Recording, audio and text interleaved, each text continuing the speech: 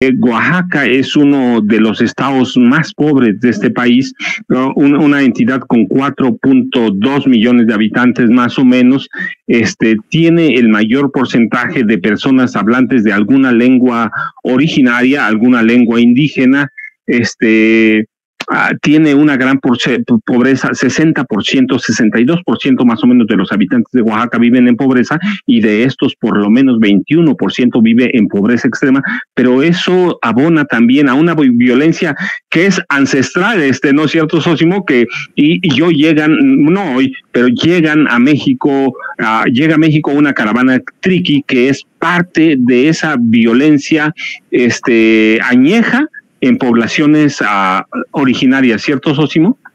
Sí, así es, maestro. Ya habíamos comentado de estas medidas cautelares que había emitido la Comisión Interamericana de Derechos Humanos a favor de estas 144 familias triquis desplazadas por un grupo armado, desplazadas de su comunidad en Tierra Blanca, Copala, y que, bueno, pues fueron precisamente desplazadas, y en ese sentido,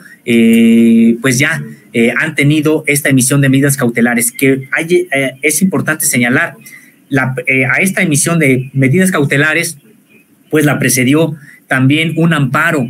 que señalaba que el Estado mexicano tendría que generar las condiciones para el regreso seguro de estas familias,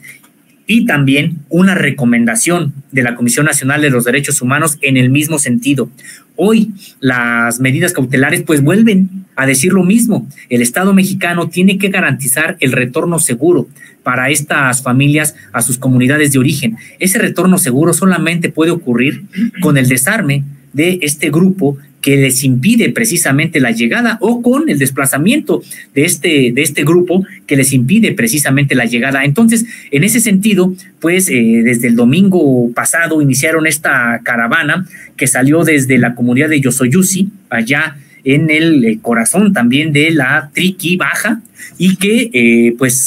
salieron precisamente, pasaron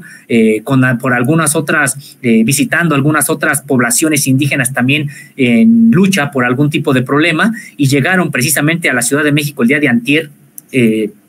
y que llegaron a la Ciudad de México, han buscado hablar con el presidente de la República, han buscado hablar con la propia Subsecretaría de Derechos Humanos, dependiente de la Secretaría de Gobernación, que hoy encabeza Arturo Medina Padilla, y que, pues todavía no han tenido una respuesta satisfactoria,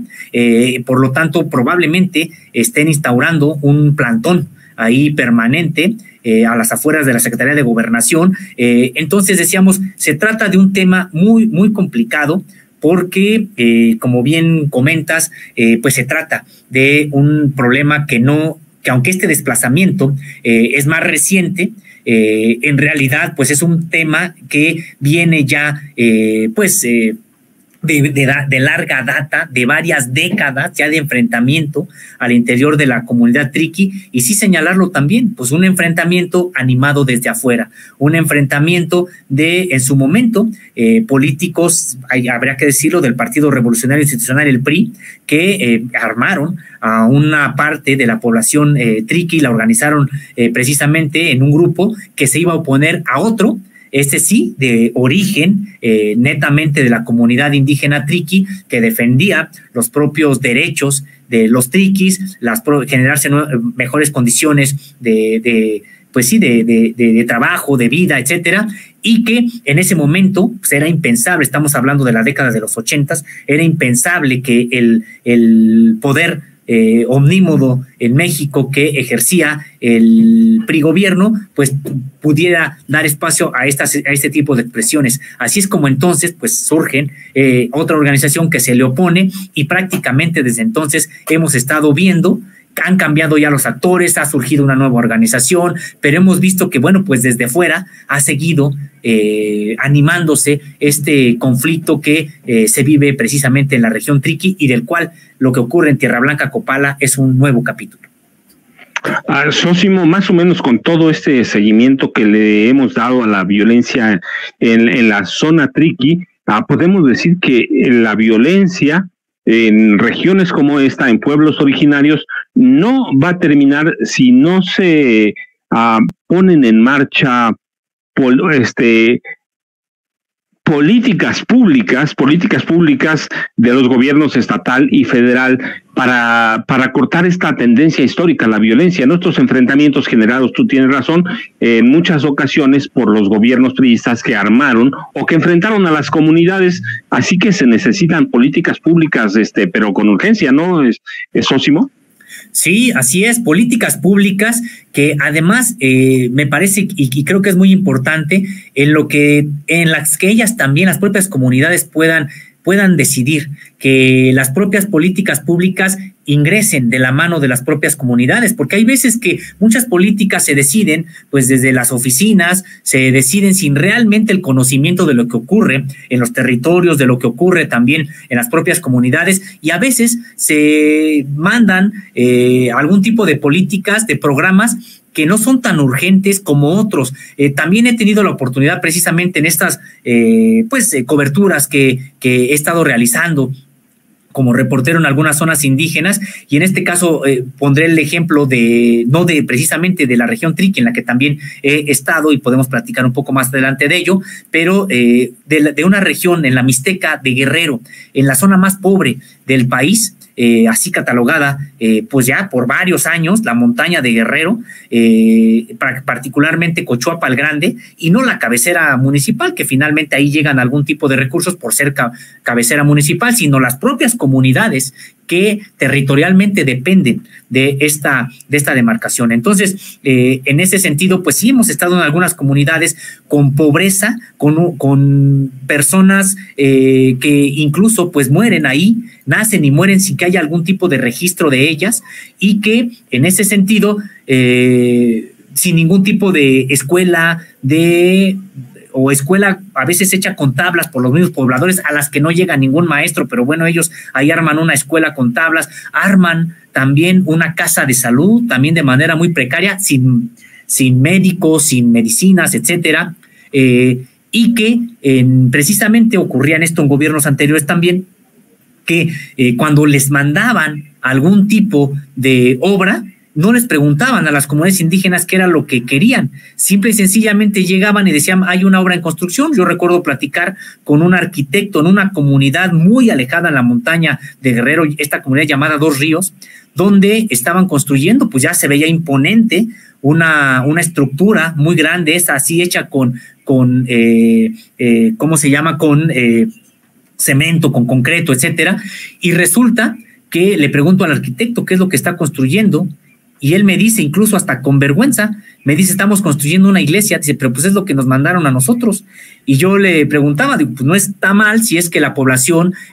quiere algún tipo de edificio para el culto, para sus propios derechos al culto que tiene, etcétera, pero es que ni a la propia comunidad ni siquiera le preguntaron, simple y sencillamente mandaron al arquitecto con los recursos, y el propio arquitecto decía, pues mira, es lo que me mandaron a construir, lo tengo que hacer. Pero la verdad es de que yo veo aquí mismo que la gente lo que necesita pues sería una escuela o incluso más urgente, un centro de salud. Entonces, por eso comentaba, tendría que llevarse cualquier política de la mano de las propias comunidades, preguntarles y también darles la oportunidad que estas mismas comunidades ejerzan la propia autonomía que está prevista ya en la propia Constitución, no obstante que hay comunidades que dicen que no es suficiente, pero incluso con la que hay ya en la propia Constitución, pues sí, hacérsela valer, y creo que eso sería muy importante para ir desactivando este tipo de conflictos, de violencia como los que existe en la región Triqui y en otras partes, pero en la región Triqui decíamos de manera muy, muy clara, de manera muy triste, porque finalmente pues se trata de a veces hasta conflictos que terminan enfrentando a familias simple y sencillamente por pertenecer a organizaciones distintas, y que ha ido cambiando mucho esta composición de las propias organizaciones, y que son muchas muertes, son muchas emboscadas, son muchas tomas de pueblo y quemas de casas, etcétera, que ocurren en la región Triqui, y a veces sin siquiera que se entere el grueso de la propia población, porque también los medios de comunicación están ausentes de la cobertura de estos temas. Y mire, sí, ausentes, pues yo los decía, mire, es que no son temas así como muy sexys, muy atractivos de reportear, porque pues de pronto parece que a nadie le interesa. De hecho, hay periódicos en la Ciudad de México, como Reforma, en los que está prohibido, a menos que haya muchos muertos, está prohibido tratar estos temas, ¿no? Pero prácticamente, mire, yo le decía, de pronto me da temor ver el reloj, pero ya nos comió el tiempo, y el punto era la llegada de un grupo triqui en la Ciudad de México. Sósimo, algo que se me haya quedado en el escritorio en el marco de la llegada de este grupo a la Ciudad de México, ¿qué esperas? ¿Qué prevemos? Y yo espero que le vamos a dar continuidad, ciertamente, ¿cierto?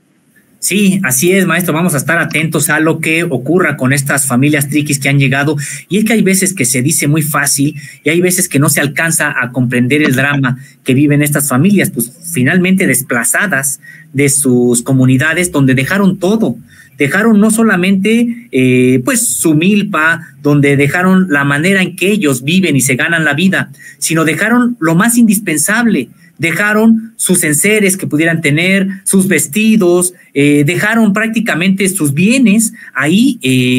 probablemente ya ocupados por los grupos que llegaron, el grupo que llegó a ocupar esa comunidad. Es decir, y ellos tienen que estar viviendo en plantones, en algunas ciudades totalmente con panoramas tan ajenos a los que ellos han estado viviendo, niños creciendo prácticamente a la intemperie, otros teniendo la posibilidad de recibir el cobijo de comunidades que de manera solidaria los han recibido, como la de Yosoyusi allá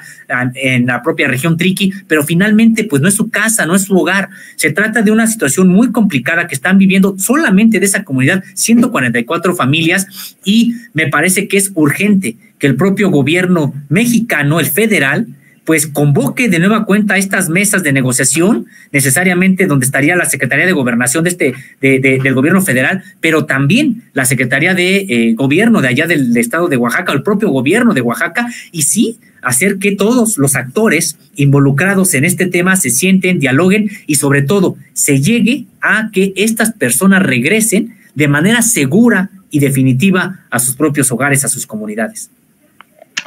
Como ves, son procesos complejos, dolorosos, dramáticos, que dividen comunidades, que dividen familias ancestrales, de grupos ancestrales, de grupos originarios, pero vamos a estar pendiente hoy y en las siguientes semanas, y a mí me va a dar mucho gusto coincidir, platicar, que no es una entrevista, es una plática con Sósimo Camacho. Pero antes de irnos, Sósimo, ¿a dónde te encontramos? ¿A dónde encontramos a Contralínea? Pero por favor, mi recomendación de siempre, por favor, solo si entran a internet, Contralínea Sósimo Camacho, Contralínea Nancy Flores, Contralínea Miguel Bustillo, y van a encontrar este tipo de informaciones que muchos periódicos no trabajan. Yo, antes de despedirme de ti, Sósimo, te agradezco infinitamente, como siempre que nos encontramos, la plática que tenemos, lo que nos muestras, lo que nos enseñas, y así que me despido de ti, pero ¿a dónde te encontramos? ¿A dónde te buscamos, Sósimo? Sí, a mí me encuentran en Twitter o X como @Sósimo_contra. También estoy en Facebook como Sósimo Camacho, y por supuesto encuentran a Contralínea en www.contralinea.com.mx. Estamos también como Contralínea en redes sociales, en Facebook, Twitter, Instagram y TikTok, como Contralínea Audio en Apple Podcast, Spotify y iVoox. Y pues yo también agradezco mucho esta charla, esta generosidad que tienes, maestro. Siempre también aprendo mucho de lo que tú nos comentas, de lo que también tú aquí nos informas. Saludo con mucho gusto a los demás compañeros de allá de Sin Censura. Saludo también, por supuesto, a la audiencia.